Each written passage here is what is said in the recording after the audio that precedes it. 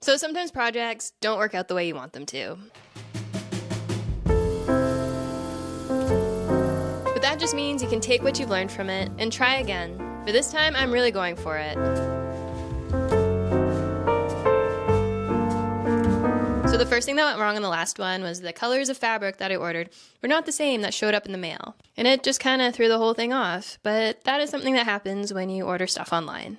Now, I don't really like going to the fabric store near my house, mainly because the old ladies that work there are mean and scary. So I usually just buy it online. It's not quite the same colors, so we're just gonna go with it. So these fabrics are basically what I ordered. They're how they looked online. Things are already going better than the last one.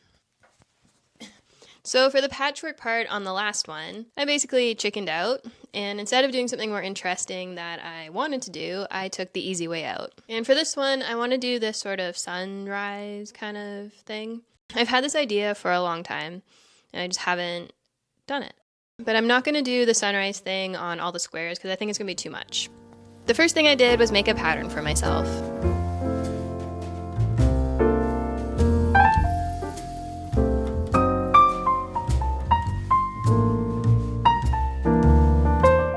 So I made a test run of the sunrise part, patchwork part, whatever we're gonna call it. Just out of some muslin I had lying around. Fabric-wise, I don't know.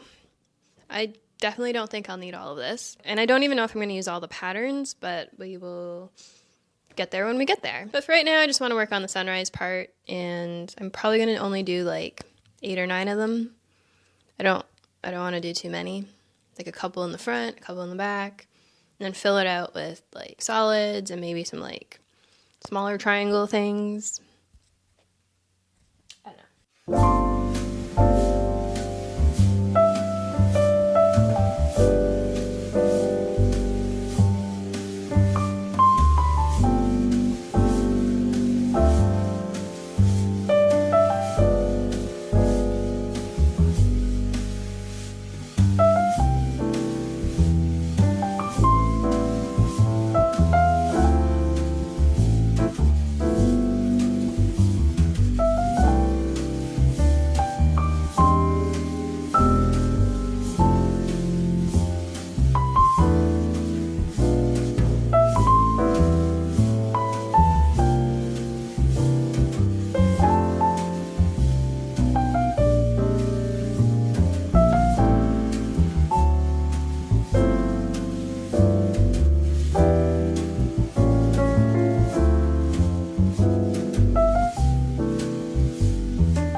So that was a lot easier and quicker than I actually thought it was going to be. So speaking of quilts, my mother-in-law made this quilt and just gave it to us. My one cat is obsessed with it, and it's been hard to go to sleep because he gets a little territorial.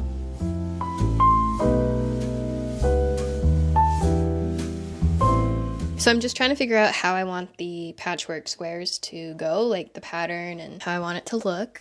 I did these little yellow, smaller ones when you do them in like little 4s. I don't think I like the pattern blue. I think I'm gonna change it to this other floral pattern that I have. I think it's gonna look a little better. I don't know, the other one, I don't like the, I don't know. It's hard to tell when they're just cut squares and like they're not sewn together just yet. So I've decided to make the color blocks random. I was going to do it in a pattern, but I think it looks better random. Mainly because I don't like the colors that much. Not what I had in mind at all. And I think like kind of randomizing it make it look a little better. So I'm just using a basic A-line skirt pattern that I drafted. I just took the darts out because darts on a quilted skirt doesn't quite work. A lot of videos on how to do this here on YouTube if you feel like making one yourself. So the first thing I'm gonna do is cut out the lining for the front, and I'm gonna cut it into 2, so I'm not gonna cut it on the fold because I'm gonna put a zipper up the middle.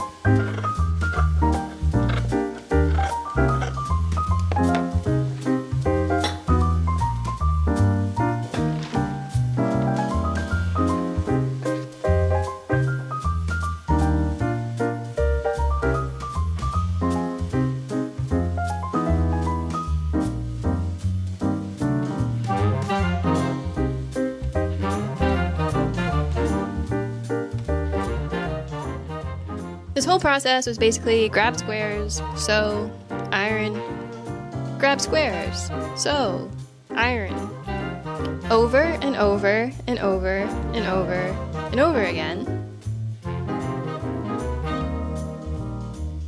until I had all the rows that I needed. And then I sewed all those rows together.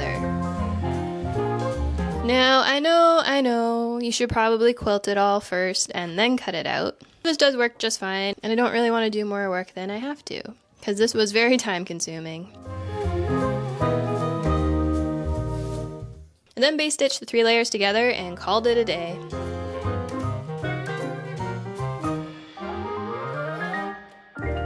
This is the sort of thing I want to do for the quilting part. If you can make sense of this, I'm impressed. You'll see. It'll make more sense. Maybe, I don't know. I just wanted it to look like flowers.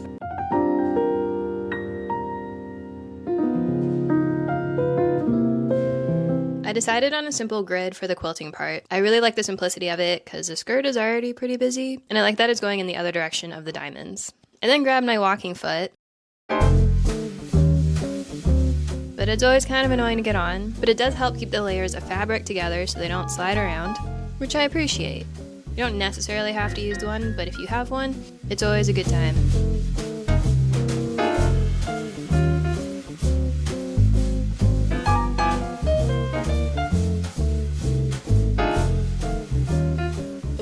That was mildly hypnotizing. I forgot where I was for a while there. We are now done the quilting portion. After finishing the front, I did the same thing for the back. Now, putting the whole thing together was the easy part. I added bias tape and just curved up the edges.